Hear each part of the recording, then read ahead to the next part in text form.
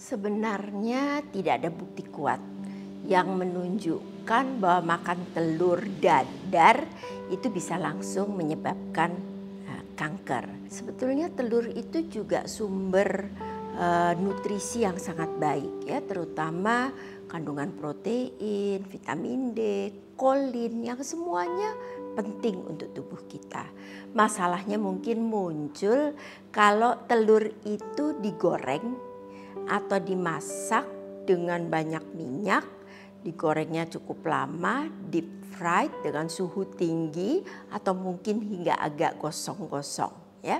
Karena menggoreng dengan minyak yang banyak, suhu tinggi, kemudian waktunya lama, tentu dapat menyebabkan zat-zat yang bersifat karsinogenik atau menyebabkan kanker. Nah, zat-zat yang bersifat karsinogenik ini atau yang bisa meningkatkan risiko terjadinya kanker ini kalau dikonsumsi terus-menerus dalam jangka panjang tentu bisa menimbulkan atau meningkatkan risiko terjadinya kanker.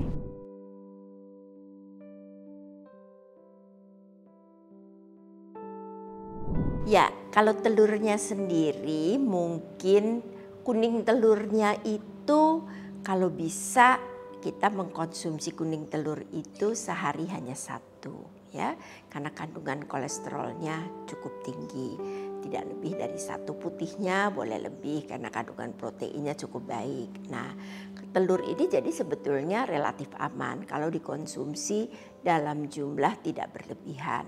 Tapi saat kita memasak dengan suhu tinggi sampai gosong, nah ada zat-zat karsinogenik yang terjadi, yang mana zat inilah yang dapat menjadi pemicu timbulnya kanker. Sebetulnya kita bisa memilih cara memasak yang lebih aman.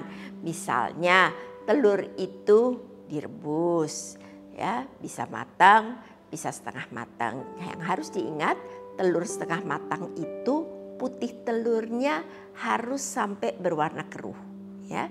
Karena kalau putih telurnya masih berwarna bening, ada zat tertentu yang terbentuk yang akan menghambat penyerapan ada zat gizi ya. Jadi kalau bisa tidak mengkonsumsi telur mentah yang warna putihnya itu masih bening. Telurnya kalau bisa setengah matang sudah berwarna putih ya. Telur rebus itu aman. Kemudian bisa juga kita menggoreng telur dengan minyak sedikit. Tidak perlu minyaknya harus banyak, digoreng lama, deep fried. Kita dengan minyak sedikit itu masih relatif lebih aman, tidak memicu terjadinya berbagai penyakit.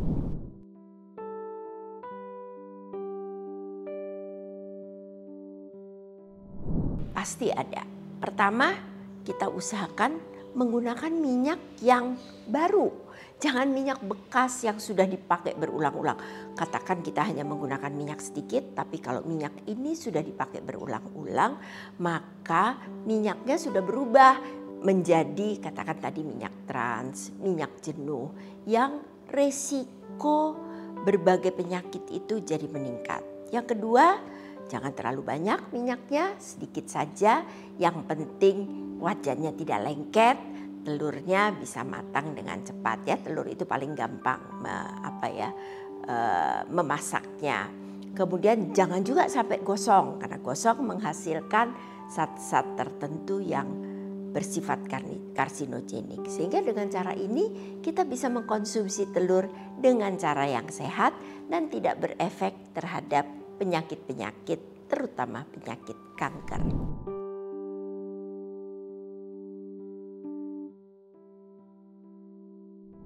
Ya, pesan saya jangan takut mengkonsumsi telur, karena telur itu termasuk bahan makanan yang nutrisinya cukup baik ya. Protein di telur itu termasuk protein yang sangat baik. Kita biasanya membandingkan protein-protein makanan lain itu dengan protein telur karena kandungannya sangat baik, asam aminonya lengkap.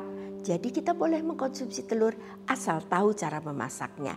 Bisa direbus, bisa goreng tapi tidak goreng deep fried, kemudian juga tidak sampai gosong. Sehingga dengan mengkonsumsi telur, zat gizi kita akan terjamin dan tidak berisiko timbulnya penyakit kanker. Selamat menikmati makan telur yang sehat.